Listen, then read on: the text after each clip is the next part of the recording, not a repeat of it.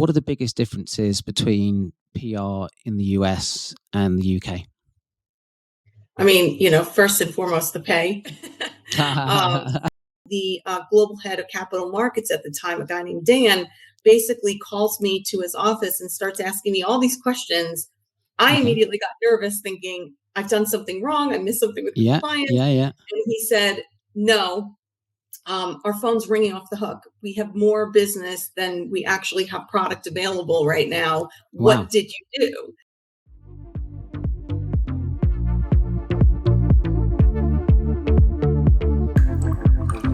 Welcome everyone to the Comms Coffee Club podcast with Senior Communications Leader and PR Extraordinaire, Alayna Francis. Hi, she's American. thanks for having me. Yeah, no worries. So she's American, but she lived in the UK for, how long have you lived here now, Alayna? Over 5 years now. Over I'm 5 nearly years. a citizen. Oh yes, how's that going? It's going. I have indefinite leave to remain, so no more visas for me, and now just have to get my paperwork together for the citizenship. So very excited about that. Nice, great. Did you do your test? I did. I had to study a long time. There was some tough questions on there, but I am actually very glad that I took it because it really was very interesting, and I like to learn the history, so it was good. Yeah, great. Good stuff. So for the benefit of our audience, first question. So who are you and how did you get to the senior global PR position that you're in today? Yes. Well, so currently I am the global head of PR for a FTSE 250 FinTech company. And I've been there, over 2 years now. I moved over to the UK over 5 years ago for personal reasons. But at the time, I was working for Marsh McLennan, and I had been working for them for years. So they let me transfer my job over and actually kind of created a new global role for me, which was great. But going back further to that, how I sort of started, I really was always interested in the press and writing and communicating. And so in my earliest days, I had internships at a PR agency and for a broadcast television show in New York. It was like local New York City. And it was also fascinating to me. So when I graduated from uni, I started applying right away, wound up on the agency side for a few years, and then went in-house. So I've had some amazing roles at very large and some small companies, mostly publicly traded, except for PwC, that was partner model. And I've just had some amazing experiences, learning, traveling. So it's been great. I really love it. Nice. And you spoke about those early roles in PR in New York. Why did you go into PR? What did you really like about it? So when I was in high school, so my teen years, I was an avid reader, loved to write, was always at the library, was editor of my high school newspaper, and so I was always fascinated with the press, to reach a large number of people with information was always fascinating to me.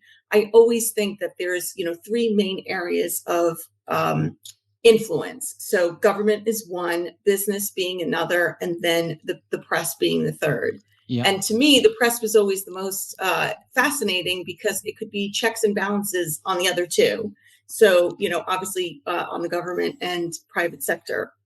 So it was when I started working on the agency side, it was amazing. I mean, it was, obviously when you start on the agency side, you usually grouped with people roughly around your age and experience. And I just learned so much. Obviously, things like media databases and such, the technology evolves over time, but the principles really do endure. So, how to communicate effectively. I don't think that those things have really changed exponentially over time. It's really more the tools that we're using to communicate. But I've loved it. honestly, from the beginning. And I've had so many fascinating experiences and really crossed paths with so many unexpected people, like President Clinton and other Okay. government officials and former Yeah. prime ministers. Among many others, some celebrities.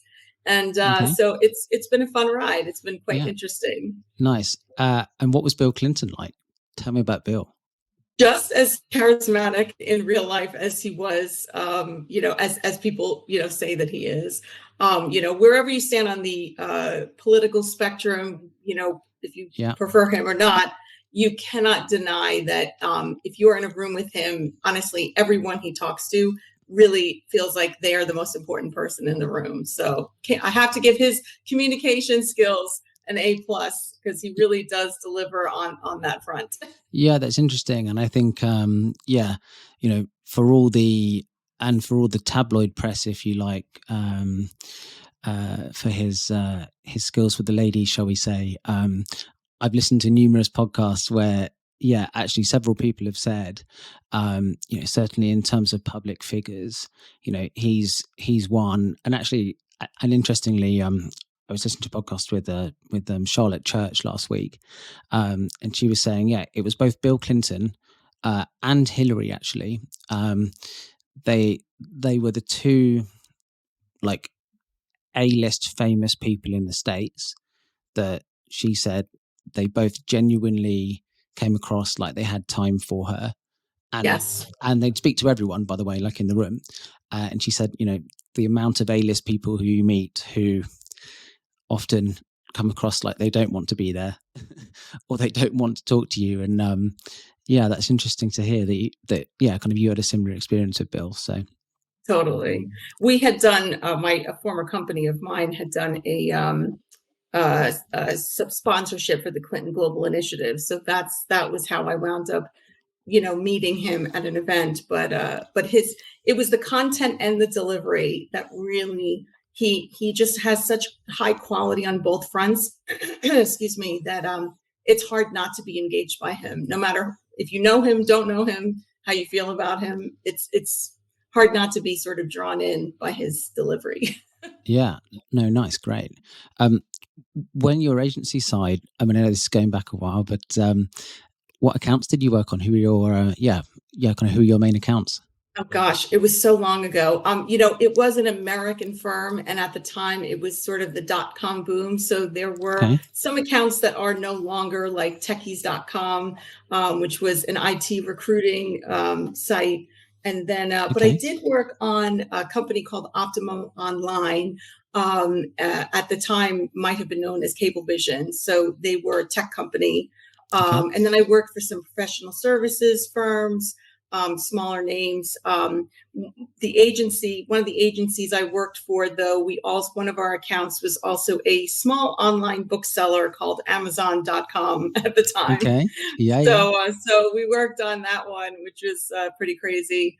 yeah, Obviously they were only selling books at that time, okay, and yeah, so yeah, they've evolved since yeah, then. yeah. And can you remember how much they paid for their retainer? Oh gosh, no, I would not remember that.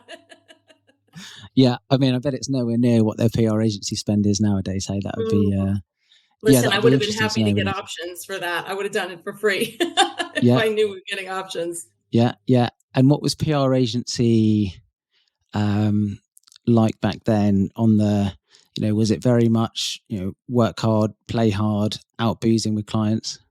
Yes, it was definitely a different world, I think, for a few reasons. Number one, I think the .com boom really did. There was a lot of venture capital money in, and we definitely worked hard, definitely. But there was a lot of more travel, more travel expenses. Um, and I would say, obviously, the technology evolved over time.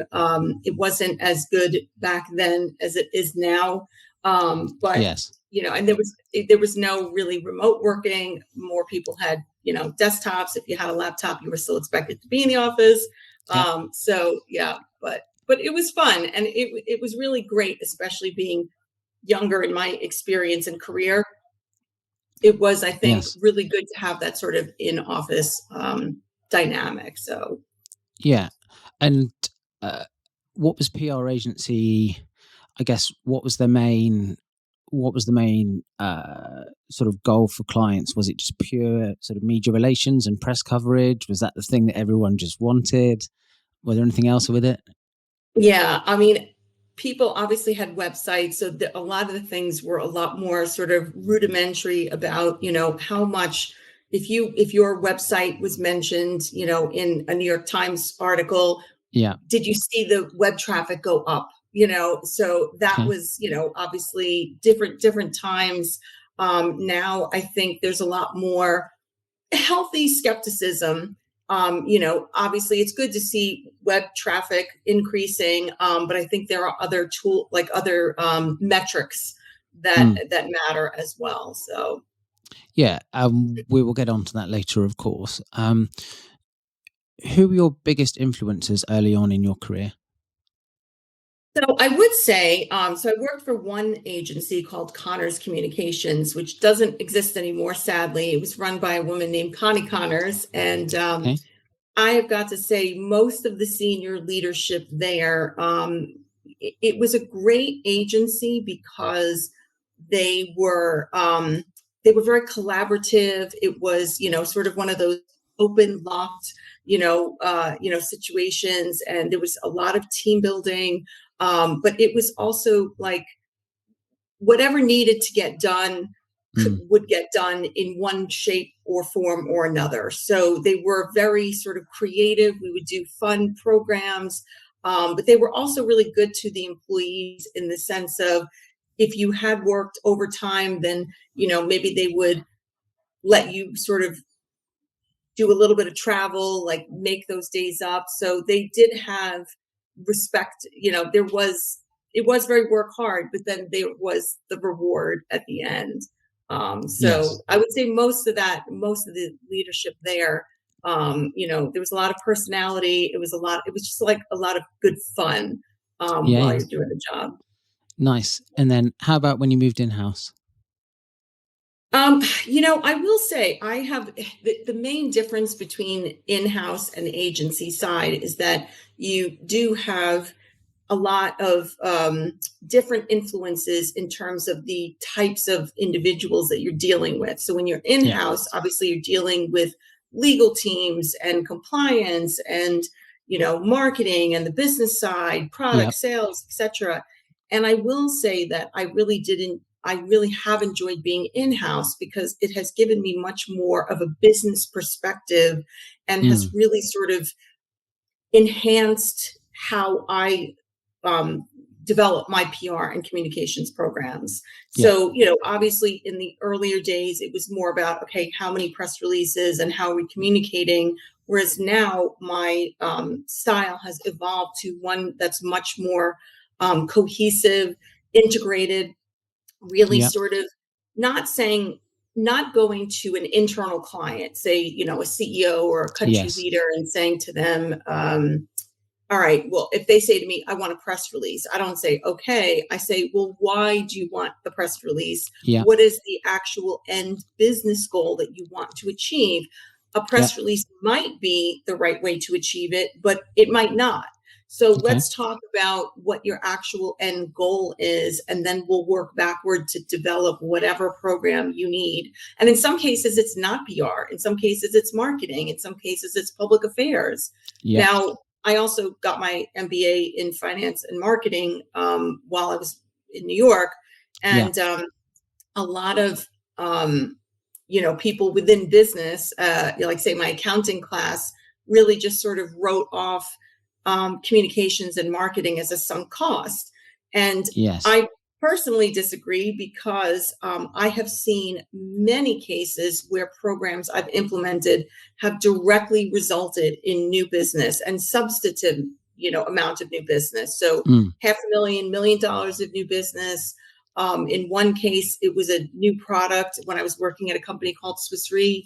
Yeah. And they, really went from people not knowing what the financial product was to literally demand outstripping supply. And that Okay. was in the course of like a year and a half. So that, Okay. Yeah. knowing what other departments want and what the business goals are really Yeah. is important to know in communications and PR. Yeah. We'll circle back to that Swiss Re example in a minute, actually, because I want to sort of dig into a bit more of that. But yeah, you talked about asking what the business goal is or what the business objective is. You mentioned, you get your senior leaders say, "Oh, I want a press release on this." What's the most common goal that they think they're going to get from you, or what they want when you ask that question? What's the most common? I mean, it's funny because in some cases, whoever's asking me, they might not even know what it is that they want. So in some cases, they just want general awareness. In some cases, it's a Okay. sales goal. But in some cases, it's been, well, I want to make my investors aware that our business is doing well. And so that's a great Okay. example to say that, well, maybe PR isn't the best way, because if you issue a press release that no reporters write up, that reporters don't cover, then then the investors aren't seeing it. So Yeah. maybe in that case, it would be better to go directly to the investors in another way to communicate the news that you want to give them. So Yes. that's why I always try to get to more of the root of what the end business goal is. So if I know they're trying to expand, they want awareness of a product in a certain country, Yeah. or they're trying to they want to expand in one region, then that's very definitive to me. The more granular detail I can get in as Yeah. far as what it is that they want, so who are their end users or buyers, is it Yeah. B2B, is it B2C, Yeah. all of those things really matter for how I would approach the strategy and the tactics. Sure. And um, with that in mind, then where do you draw the line between what needs P? Oh no, what is PR versus what is marketing? Well, so you also have to keep in mind, and I think that the biggest mistake I think PR people sometimes make is, well, if we care about it, then the press will care about it. So the other thing you have to think about with the press is what is the press writing about right now? Yeah. And what do they care about? So, if everyone's writing about inflation and, Ukraine and the ability of, supply chain management, and you're writing about something that is completely superfluous to that, then you're not going to probably get the sort of Mm. interest. You're not going to generate the interest and the write-up that you want. So you have to really be sort of respectful of the news cycle and really Yes. understand, if we're approaching the press right now, it has to be within the context of what is literally happening in the world right now. So if you just sort of go out there and say, okay, I don't care, about Hmm. this, and I just feel like we need to get coverage for this, that is, I think you have to sort of pivot your content strategy Hmm. to really sort of address where the world is today, especially if you're doing something that's more on the disposable income side. And Yeah. then if you're in a low interest rate, high inflation environment, and people are suffering to pay their normal bills, if you're promoting something that's more discretionary, then you're going to have a much harder time, unless you're just hitting sort of very niche, Yes. luxury publications, with your product. Mm. So, with that in mind, in the Swiss Re example, then where um, you took a new product to market, is that right? Um, Yes. yeah. So, talk me through what you did from a PR perspective, then, and how that led to and how that led to those sales. So I had there were some challenges when I started working on this. So the product at the time was something called insurance linked securities. So Okay. effectively, they would take insurance premiums, package them into bonds, and sell Yeah. them to institutional investors. So it Okay. sounds like a lot. It's obviously B2B. It's not for Yeah, yeah. retail investors. But to me, it was a very fascinating proposal because the USP was very unique.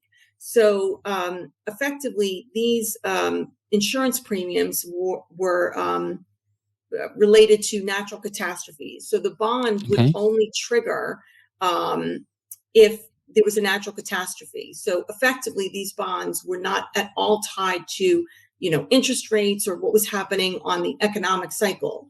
So Okay. for institutional investors, this was an outstanding proposal because it was a great diversifying asset for them. But Okay. because it was new, it wasn't getting a lot of traction. So Okay. effectively, what I did was one great thing I had working in my favor was the people who were to be the spokespeople were extremely adept. They knew the product, they knew the context. Like they were very good salespeople. I hate to say it, Yeah, but yeah. they could pivot. So obviously, the way you sell directly to a client is different from the way you talk to a reporter because you can't sell to a reporter. They'll sniff Of it out. course. They'll shut you down. So the spokespeople we had were very, I would say, methodical and cautious and very matter of fact with the press, which really worked Mm-hmm. well. But the selling point was, obviously volatile markets, you need to have in your portfolio, you need to have different things that will offset risk of other investments. Yep. And that was the main selling point. So on my end, it was at that time it wasn't actually just PR. I was doing my MBA at night while working for this firm, and Yep. I sort of created, I became like a mini chief communications slash chief marketing officer for Yep. this one product. And Okay. I basically did, events, sponsorships, PR, Yep. awards. So it was a mix of things. And I think the integration of educating the press. So I would do these intimate roundtables where we would have a Yes. dinner and we'd have someone from the team at each table of press to ask questions. And it was, off the record so they could speak freely.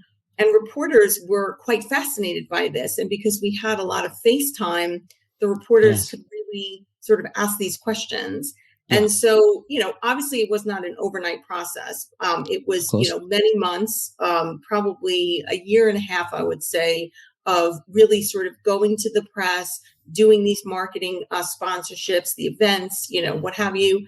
And after about a year and a half, the global head of capital markets at the time, a guy named Dan, basically calls me to his office and starts asking me all these questions. I Okay. immediately got nervous, thinking I've done something wrong. I missed something with Yeah. compliance. Yeah. Yeah. And he said, no, our phone's ringing off the hook. We have more business than we actually have product available right now. What Wow. did you do? And so Okay. I really took that as, I wish he had led with that. And I said, next time, don't ask me the questions without telling me the good news first. Yeah. Yeah. Yeah. Um, but in that specific case, that was, we didn't do anything that was viral. We didn't do anything that was super exciting or sexy. It was Yep. really common sense, persistence, consistency, and integration, between different communications models. Yes. So, obviously the mix of marketing, PR, events, Of course. etc. So that to me was such a wake up call for me that you could have such an effect on business Mm. if you just think, okay, who is the end buyer? What, Mm. how do we elicit a response in them that will be interesting to them and really Yes. compelling for them? And so it really worked out well. And I think Swiss Re really is still a real leader in the ILS space because they had that sort of early market Mm. capture. Mm. Again, it is down to the quality of the product and the quality of the team as well. I'm not going to No, of take course. all the credit. It is really an outstanding organization in terms of the products and stuff. But they let me do what I needed to do and didn't really ask me a lot of questions. And I just created a program and it really worked out well for all of us. Yeah. No, nice. Great. Um, and when you talk about sort of the internal team and the sales in inverted commas, or the people that led it, was, did you have a dedicated sales team at Swiss Re, or was this kind of getting the actuaries sort of on the ground round at the dinner tables with the journalists, or kind of who are your spokespeople? Well, so for that team, this is going back quite a ways, but Yeah, yeah, these were people who worked on the capital markets desk. So they yeah, were, I think it was a mix of the traders, and but yeah, I don't think they were dedicated salespeople. I think they were traders yeah, who yeah, were of also course. liaising with the markets, with the institutional investors. Oh yeah, no, I get it, and I think it doesn't matter what industry you're in, whether you're in sort of recruitment or in insurance. I think if you put someone with sales in their job title in front of a journalist or in front of an institutional investor, Yeah. immediately it's red flags. It's like, what are they trying to sell me? So, Yeah, it yeah, is harder. It is harder. yes, But yeah, again, the team at that time was very good. I can't remember their exact titles, but I think they were yeah, more capital markets folks. got it, got it, got it. Um, what do you love most about PR? Um, I would say, first of all, I really genuinely love working with the press. I really do. There's so many, super intelligent people, and I really do have, obviously in any industry, you're going to have, people who don't know what their job is. That goes as well for PR as it does for the press. Yeah, But genuinely, when you're reading high quality journalism, it is an education every day. And when you have, they really can change the course of history, in terms of mm, government, in terms of business. I won't, give a laundry list of too many, of course, of the investigations, but, things like Wirecard, yeah, yeah, which I just saw a documentary on. I mean, it's absolutely fascinating to see that, the accountability that's there. So dealing with the press, I really do love. But yeah, on the actual business side, I love having the exposure to different areas of an organization. A lot of people, especially in PR, don't like working with legal. I've never had a problem with legal. I actually have met okay, some really amazing people in legal and compliance. They are there to keep you safe and to be a partner. yeah, But really being able to learn so much about things. So, when I was at Marsh McLennan, we were, it was consulting for organizations for their health benefits, for their, retirement benefits, for their talent, acquisition. So I mm, learned a lot about, diversity, inclusion programs, all the different consulting. So mm, I'm learning about, what's happening in the world through the products and services that, we're offering, but being yes, able to really be that connector between the press and the organization in a way that is mutually beneficial for both of them. So, what's happening in the world and what it is the company wants to achieve, and being yes, able to be that conduit, I really, when it works well, and again, I have had, situations at every examples at every company I've worked at mm, where it has been so beneficial, not just financially, but from a content standpoint, a mm, relationship standpoint, and mm, that's and it's different every day. You're never getting the same situation every day because the world is always changing, products are always yes, changing. So yes, that's, I think, what I love about PR and communications. nice. I think you're right about the yeah. Often, yeah, a lot of PR and communications people find it difficult, particularly with legal and compliance. There tends to be very naturally quite risk averse people, obviously. um, Yeah. look, don't have to name, and don't name the organization, because I know, like, a lot of this stuff is certainly definitely confidential. But um, uh, can you talk me through a good example of of where you've formed a really good relationship and worked really well with legal to, yeah, either on a sort of proactive or a sort of reactive crisis point? Have you got a really good example from your career where you've done that? Gosh, I mean, honestly, I really have a wealth of examples to give, but I would say probably the most prominent one would be the 9/11 litigation that I worked on when I was at Swiss Re. Mm. So this was a case where effectively Swiss Re was the largest reinsurer for the World Trade Center. And Yes. so when that, obviously when the terror attacks happened, there was a debate about whether the property was insured as one property or as Mm. two. Would the real estate owner get paid twice for each, once for each tower, or Yes. but he had actually insured it as a single entity. So it was only supposed to be one payout. And so even though the letter of the insurance contract was on our side, Mm. the developer tried to win in the court of public opinion and was giving a Mm. lot of embellished or not Mm. entirely correct information to the press in Mm. order to give a Mm. negative influence. And Mm. so, the issue that we had was that anything that was, emailed or, documented anywhere would be submissible in a court of law. So we had to Mm. be incredibly coordinated and Yes. excuse me, and tied together in terms Mm. of that. Excuse me. So, and this was also a prolonged case. It was obviously high stakes, Mm. money, Of and course. this went on for years. And so there were so many moving parts. And, I was effectively, whenever it would, rise up and then it would fade away for a bit Yes. because, filings and stuff and such.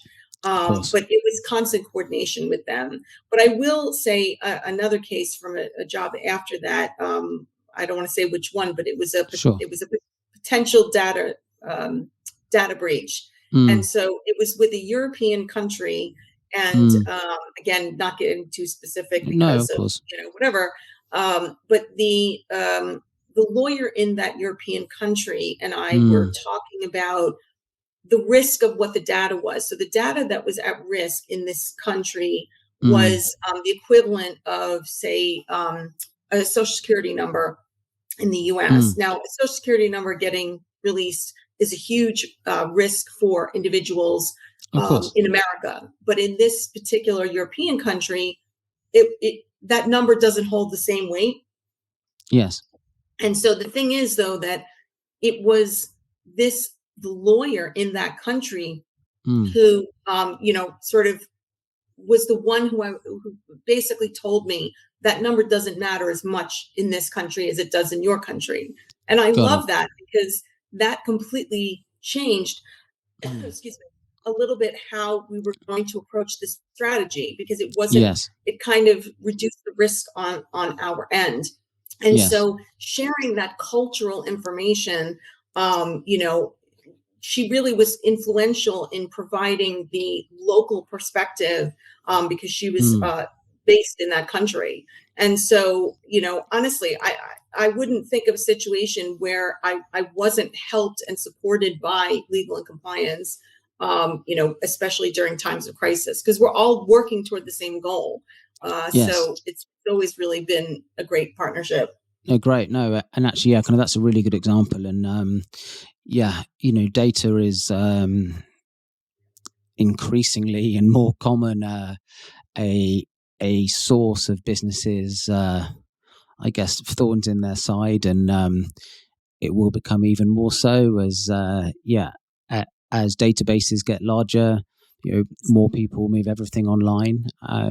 Clearly, obviously, in the UK recently, we've had the very public Coots and NatWest piece with Nigel Farage, and I think him being able to access his personal data with a GDPR request, which of course you can do here. I don't, as far as I'm aware, I don't believe the US has a similar thing. And certainly all of that data they held more than added a couple of jerry cans of fuel to the fire. So yeah, it's interesting, isn't it? Yeah, and how that's managed. Yeah, certainly. Nice. Yeah, so I guess with that in mind, there's clearly a slightly different regulatory environment in the UK, Europe, certainly with the US. Obviously, yeah, you spent. How long did you spend working in the US Oh gosh, better part in of two PR? Yeah. decades. Yeah, I would Okay. Yeah. say almost 20 years, I would say. And then I've been over here for about five. So, 5. yeah, Yeah. Exactly. Yeah. So you've got a good experience of the UK too. Um, yes. what are the biggest differences between PR in the US and the UK? I mean, first and foremost, the pay. So, but, I mean, you can't get around that. True. Yeah. Yeah. Yeah. Yeah. But Yeah. Yeah. that said, I mean, joking aside, it is surprisingly different. Mm, But obviously, pay from U.S. to UK differs. For myriad reasons, and we have more of a safety net in the UK as far of as course. healthcare and stuff. So it's not an apples to apples Of comparison. course. But here's the thing. So I've been in the UK for several years, and I don't know if it's a difference between US and UK or this is a general trend, because obviously I can only work in one country at a time. So I don't know if this is happening, elsewhere. Okay. Um, I do have a concern that in the last several years that Mm, um, people are not validating or prioritizing PR and communications as much as I think that they should be. I think that there has been sort of an expectation of it's just there to track media hits and put out press, issue press releases and mm, answer the phone.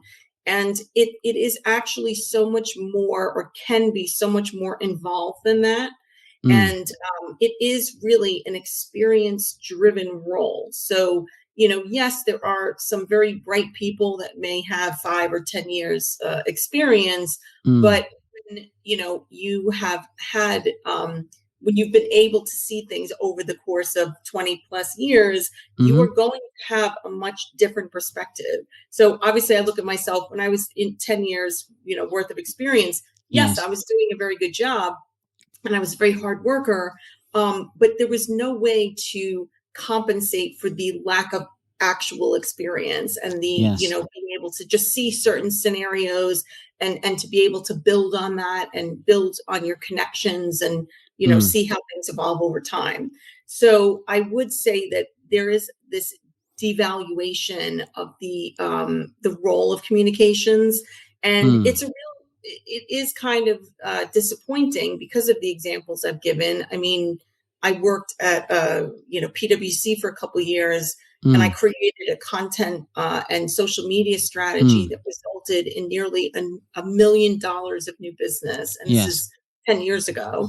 And Mm, so, to me, there can be concrete ways to really make that connection between communications and what the business goals are. And I yes. think that there is a failure. There is a lack of understanding, I would say, on the business side. So Mm. teams are smaller, or really sort of What almost what non-existent. what, smaller in the UK compared to the US, or? Yeah, it does seem as if, yes, they are smaller right Mm, now here. So again, it does seem like the UK, like they sort of they're not valuating as much. But again, mm. I'm not in the US, so I'm not really sure, if they're also sort of No, but it'd devaluing. be interesting. I think if you take your PwC for example, actually, here in the UK, they have a fairly large PR team, and actually that goes for, all of the big four here. I certainly think, yeah, those professional services firms, certainly do see the value in PR. I think it probably ties in particularly well in the sector where their clients, they really appreciate, but they buy into, that wider thought leadership, content led PR. You know, the increasing rise of podcasts, for example. The PwC gender pay gap report here in the UK. They were the first of the consulting firms to go large on it. And Yes. I know that they want a lot of business off that. Um, Yeah. so yeah, I certainly think, yeah, there are some firms that definitely do value it, but yeah, I think if you were to take a like for like comparison of communications teams across most businesses compared to marketing, for example, yeah, there's no there's no comparison. They are much smaller. The PR the PR agency world, particularly in London, has a big presence, and a lot of firms um, outsource a lot of their PR. Yeah. I'm obviously biased, but you know, I I will always advocate for bringing as much of that in house as possible. Um, as you say, I think not just from an experience point of view, but you talk about those sort of relationships that you built with legal and compliance. Particularly for crisis. If a crisis kicks off, it's much easier, but it's also faster to handle if you have those relationships in house and someone, and you have your you have your crisis comms plans in place, but also Yeah. it's just a phone call or a Teams or a quick Teams call away from being able to um, think up a response and what to do. Whereas if you outsource everything to agency, you don't have someone that knows the business that well. They've got a roster of clients, they're across everyone. It takes it can take 24, 48 hours to get a response put together. And in today's 24-hour news cycle and social media, a day, 2 days can be stuff can get out of hand very quickly. So yeah, Yeah. no, I think you're right. Yeah, kind of what was it like in the US when you were working there? Was PR and comms sort of respected more, or I mean, I would say I did find more executives being more attuned to how, the power it could wield. So, mm, mm, in the example of Swiss Re, they sort of said, okay, come up with your proposals. And, I can't think of a situation where with the ILS situation where they told me yes, no, and I wasn't okay, asking for a lot of money, yes, it was little things here and there, but, mm, I was judicious in my requests, but mm, they were also very fair. And yes, so it's rarer to see that here now. But again, mm, this was years ago. So it could be an issue of, this is an evolution of time that people valued it more back then, and they don't value it as much mm, now. So it mm, mm. may be a US UK thing. I'm not sure. I think it's a generalization, but in my experience, I think PR and comms people are very good at doing PR and comms for their company. They're Yeah, not very good at doing PR and comms for themselves. And as yeah, in, what I mean by that is, flying that flag internally, and really, really pushing for that investment and being able to justify it. I get communications can be more difficult to track from an ROI perspective, but I think if you look at the growth of marketing, even non-revenue generating functions such as HR and IT, they've grown exponentially over the last 10, 15 years, and PR and comms hasn't. So yeah, that's an interesting one. I'm not quite sure what the answer is, but yeah, he's hoping to a sort of brighter future, really. But yeah, did you? I guess yeah. Have you got any thoughts on yeah on on sort of how you can drive that investment in communications? well, I I I would say that I think more from the communication side, I would say that more communications folks have to be more invested in what the business goals are, Mm, and really sort of say, hey, it's not just about PR, it's about where it is that you mm, actually want to go, and ask yes. those questions, and really develop the relationships internally between the different Mm, departments. But from from the business side, excuse me, I would say that the business really has to I think it would be worth investigating, like realizing and recognizing that this is an untapped resource that Mm, really could provide the visibility and the credibility that a lot of companies need right now. So there's a lot of reactive behavior, like, oh, we have this crisis or we need this right now.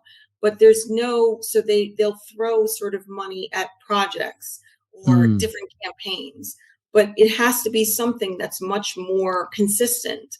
So mm, if you have a crisis, um, the, what's the first thing of crisis? You should have been developing positive, reputational mm. communications months and years before the crisis actually happens. So Yes. if you have a solid reputation, that is going to help, number one, the position when you're trying to respond to the crisis. Mm, Um, in the mid to longer term, your overall credibility and ability to sort of bounce back from these kinds of things.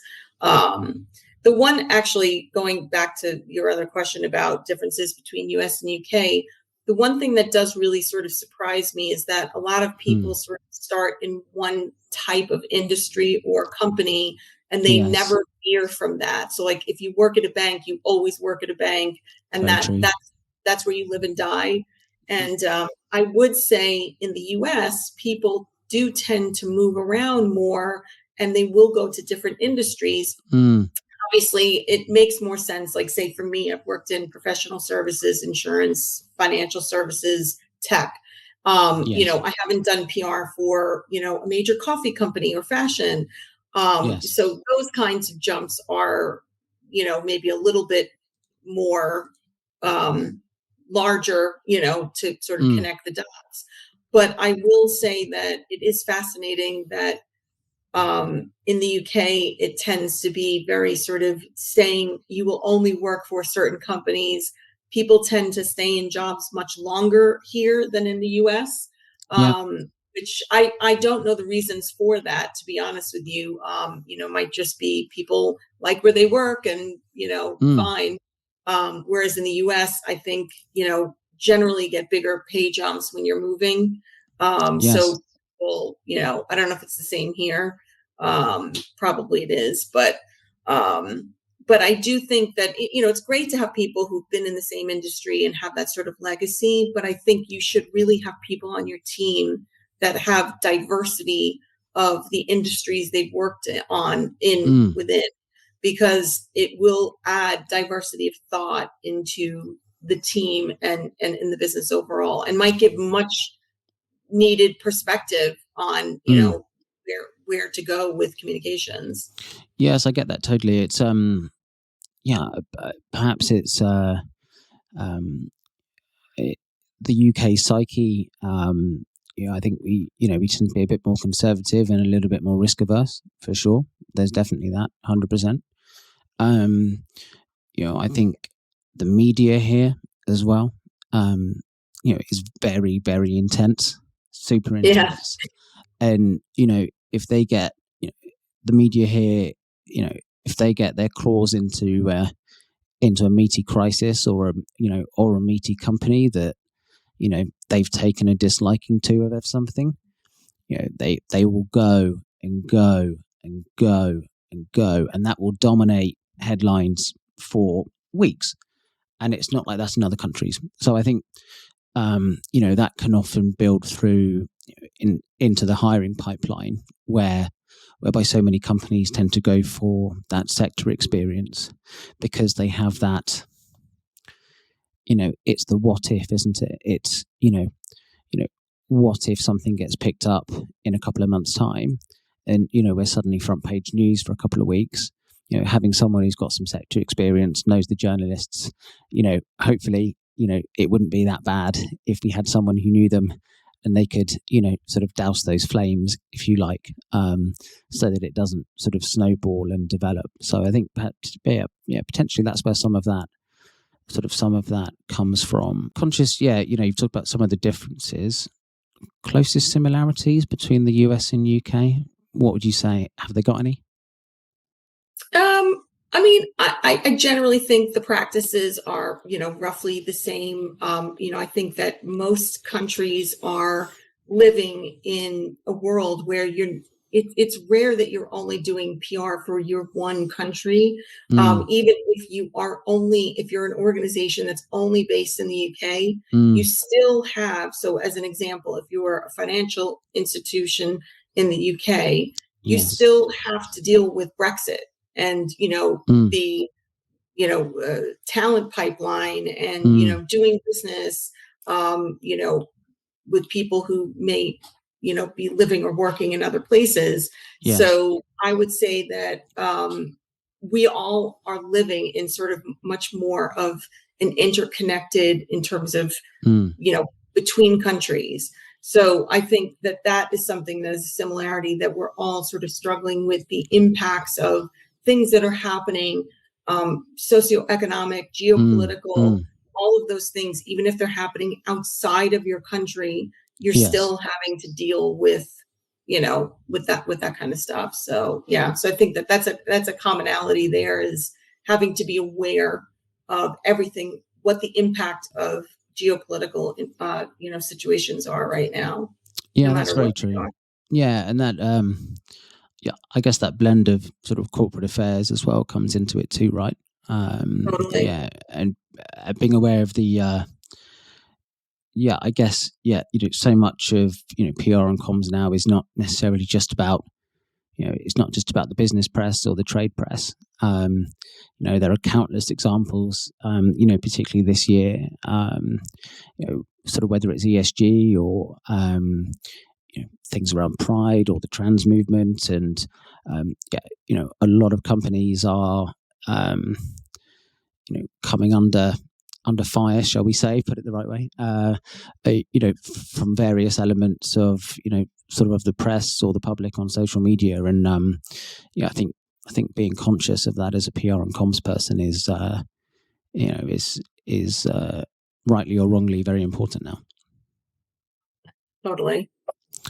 Um, who's the best CEO you've worked for in terms of their communications?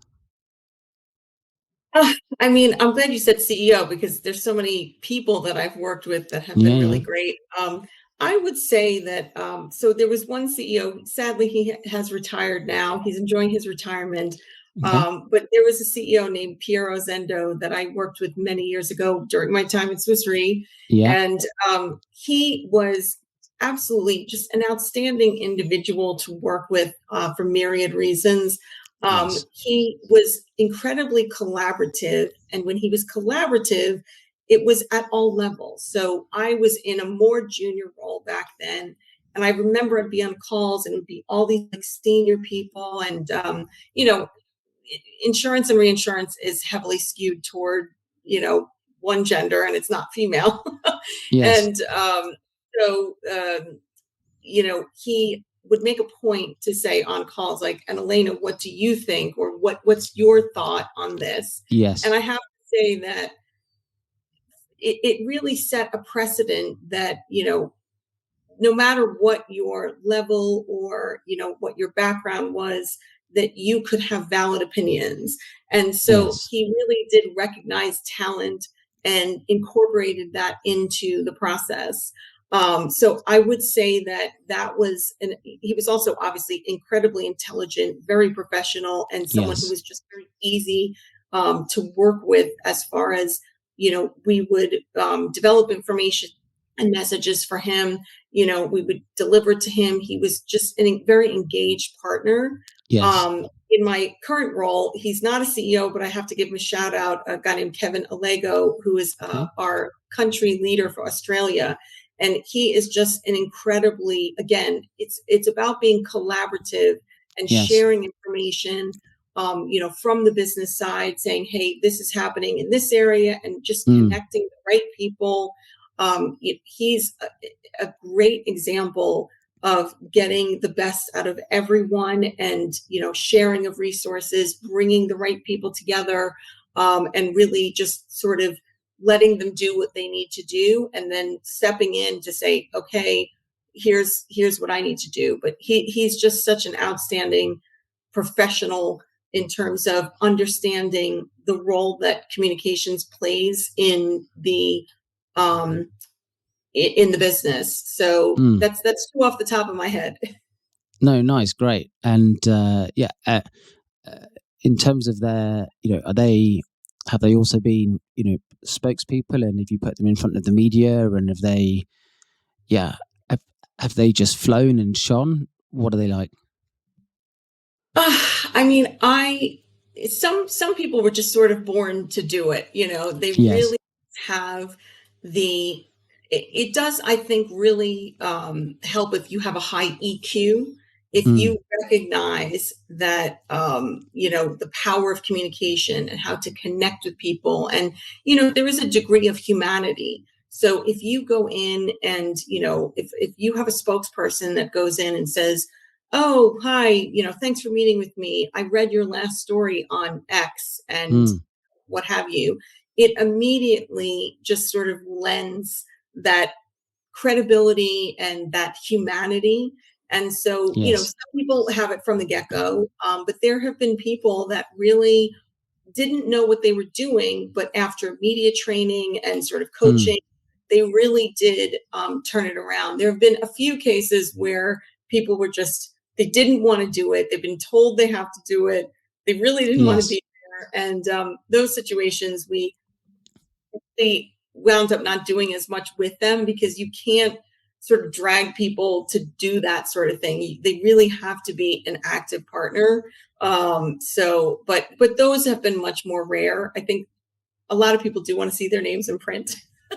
Yes. So I think that helps.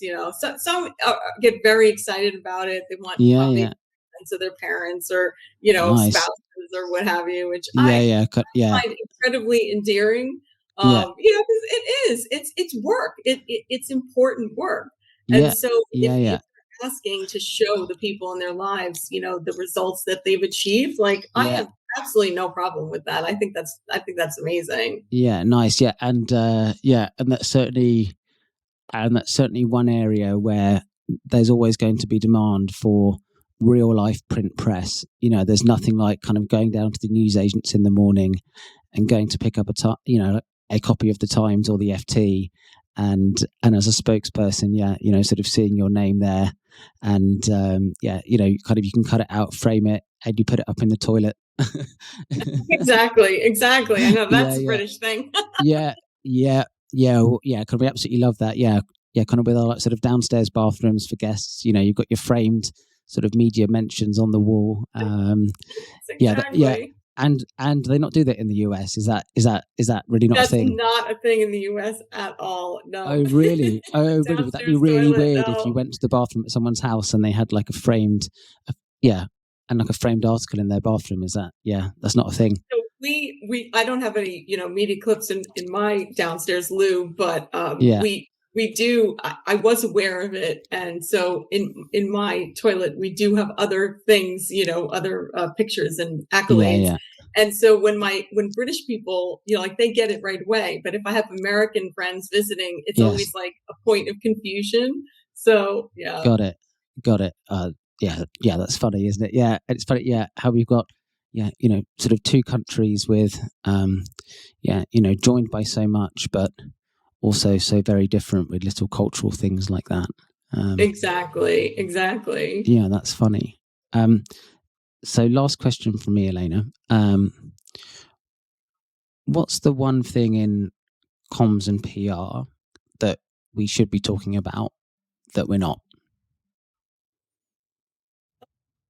Let's see. I would say that going forward, the integration between public affairs, public relations, marketing, I do feel Hmm. like there's much more of a movement to have, not necessarily that one becomes the other, but that they really should be um, m- much more collaborative.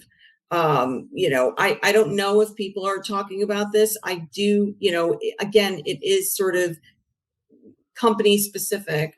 But I would say that having things siloed doesn't really benefit, that Yes. everyone shouldn't be sort of in their own lane. I think there should be much more collaboration about content strategy, how content strategy relates to the business. I mean, again, going back to the PwC point, it was a content strategy implemented through the social media, tactics was what won the business from a direct competitor. And Yes. so I think people vastly underestimate, you shouldn't be creating content just for the sake of visibility or just to have something colorful on your website. It needs to be truly dynamic. It needs to be truly related to what it is that you're doing. Yes. And that it sort of begs more questions for your clients and really sort of sparks dialogue between whoever your stakeholders are. So it might be clients, it might be regulators, it might be, the local community, depending on what your priorities are. Yes. I would say too that with ESG and CSR, the other thing I see is that, those kinds of departments are creating, strategies and programs. But I think that communications and branding needs to be much more involved in that. And what I mean by that is that, say if you're working for a bank, climate change might not, you're not going to have as much impact as a bank, on, like on climate change, unless you're doing a lot of crypto, as say if you were a manufacturing, firm, or, if you were doing something that actually you were a gas and oil company. So, you have to sort of align what you care about. It has to be material. And so I think that there is a bit of a gap right now between what kind of CSR programs people are doing and what they're actually, like, what's material to their organization.